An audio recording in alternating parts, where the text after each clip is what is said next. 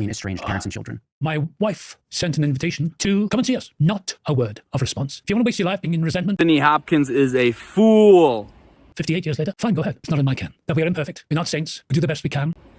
The single biggest red flag a person could have. You know, I used to think that the single biggest red flag that one person could have is not liking dogs or not liking animals. You know those people that are like, yeah, I don't really like dogs.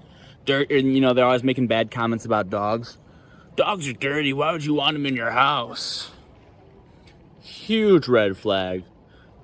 Prior, I thought this was the biggest red flag that anybody could have. Not liking dogs. You know what it is, actually? You know what I've decided is the biggest red flag that one person can have?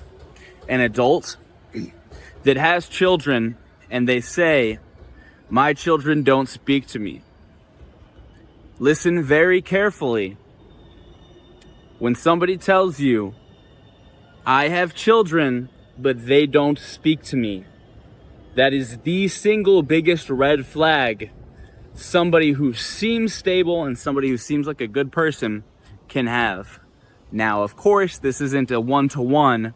Every single time somebody's kids don't talk to them, there could be outliers. It may not be their fault, but 99.999% of the time, it is the fault of the parents. This Anthony Hopkins fellow right here, I don't even know this guy. Of course, I've maybe seen some films with him in it. Is a piece of shit. Notice the language. Notice how he says, my wife reached out. Not I reached out. You're not gonna reach out to your kid? My wife reached out. Stuck on the past. You can say that with anything, by the way. What, are you gonna kill somebody? Murder somebody? R-word somebody? And then when you never apologize for it, you say, oh, people are stuck on the past.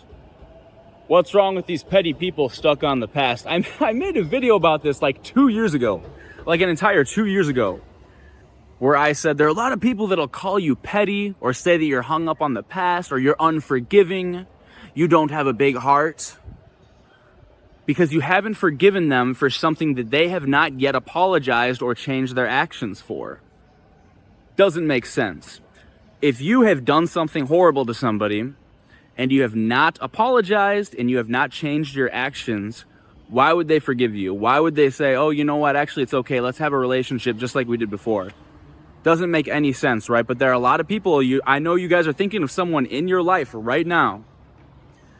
This person has told me, I'm unforgiving, I'm shallow, I'm a small person, I'm hung up on the past because I refuse to forgive them for something terrible that they did to me, but they haven't apologized for it and they haven't made any attempts to make amends or change their actions in the future. Okay, but I'm the petty one. That's just smart. That's just a high IQ move, dude. I'm protecting my peace. I'm protecting myself. This fellow right here, watch this video, watch the entire video, because you can see it in the language that he uses, the denial, the lack of accountability, the failure to take any responsibility for any of his prior terrible actions. This is what a narcissist is like. This is what a dangerous person, a manipulative person acts like. And now there are a lot of people that see this and they think, wow, this guy's cool, this guy's stone cold. That's you know, hey, that's just like a hard, you know, that's just like an old school, like hard dad. That's how they work. No, what it is manipulative and weak, emotionally weak behavior.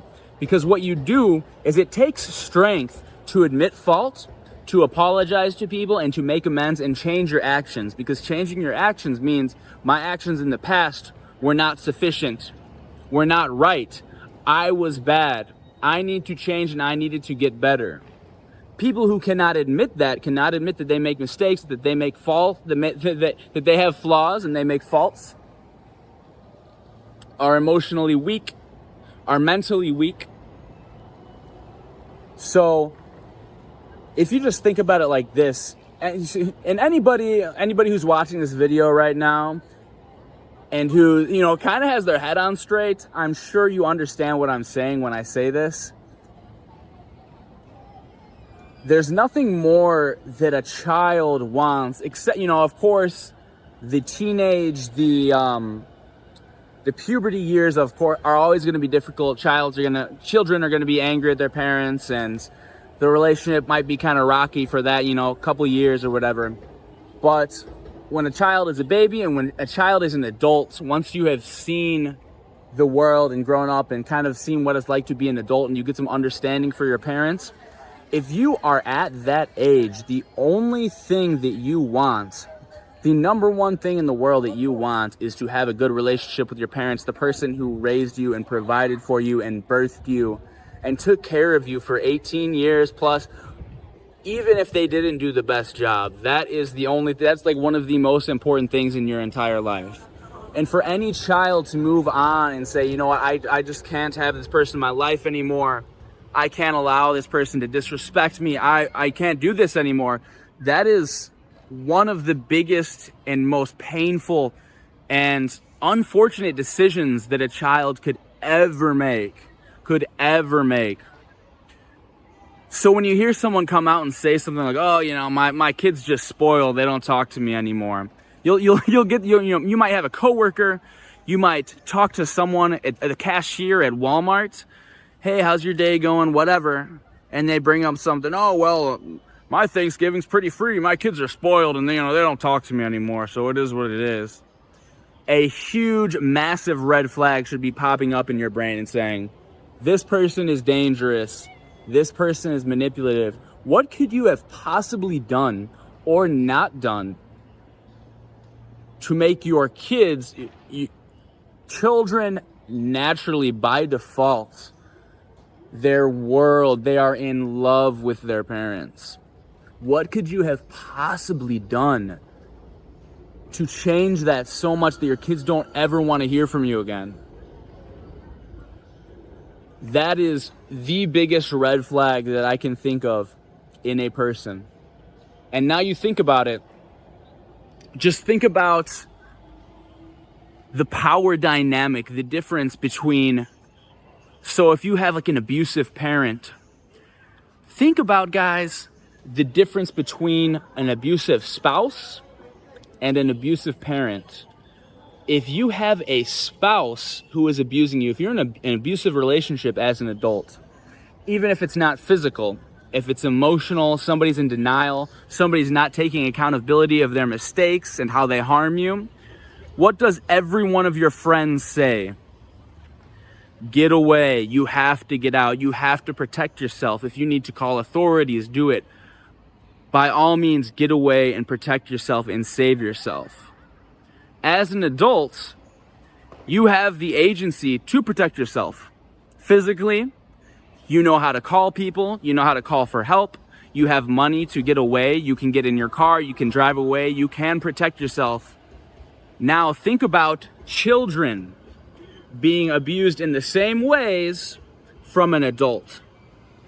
Think about the difference in the power dynamic, spouse to spouse, children to parents, parents to children. Do those children have the ability to get in the car and drive away, to go stay at a friend's house, to call the authorities a lot of times, to fight back physically? Not the same, not nearly as much as a spouse would against a spouse, right? When children are being abused by their parents, what do people tell them? "Oh, come on, but that's your parent. You have to love your parent. You have to put up with what your parent does." And your parent says the same thing. "Oh, come on, you're the kid. You gotta listen to me. Oh, it's not that bad. You're hung up on the past. You're all hung up on the past. You don't understand what it's like. If you could be a perfect parent, why don't you go have kids and you be a perfect parent?" Nobody's perfect. That's what the guy said in the video too. He kept saying, "Oh, nobody's perfect. Everybody makes mistakes." Yeah, you know who also could say that? Hitler. Hitler could be like, "Well, nobody's perfect. Everybody makes mistakes." Doesn't make it okay. So think about the difference in the power dynamic between abuse from parent to child versus spouse to spouse, adult to adult. And then the difference in the reactions of the people around you. Wow. That will wake you up. And yet, when a child says, dude, I've been abused since childhood, I don't like where this relationship is going, this doesn't benefit me, I feel unsafe, everybody says, oh, come on, you're hung up on the pet. You gotta have a parent. You gotta spend time with your parent. You gotta forgive your parents. Okay, so why don't you say that about a spouse to a spouse when a wife is being abused by her husband? Maybe it's sexually, maybe it's emotionally, verbally, maybe it's physically. And what do you say? Get away at all means. By any means, get away. Save yourself. It's so much worse. The children have such less to work with, so much less to work with, so much less power. And everyone says, oh, come on. Come on. No parents are perfect. There's no manual on being a parent. There's no manual on being a parent. They always say, yeah, there are classes that you can take. There are thousands of books to read. There's endless content online. And then they always be like, come on, nobody studies to be a parent. It's just something that, yeah, okay, it's maybe the most important thing that you will ever do in your life. Have kids, raise another human being. And then you say, come on, there's no way to study for being a parent. Yes, there is. There's a lot you can do. This video was enraging to me. And if you see anybody using this type of language, oh, people are hung up on the past. What about me? Come on, nobody's perfect. What about the things you did? Be very wary of a person like that because they are extremely manipulative, extremely dangerous. Save yourself, get away at all costs, and never look back. yungjamesYT@gmail.com. See you guys.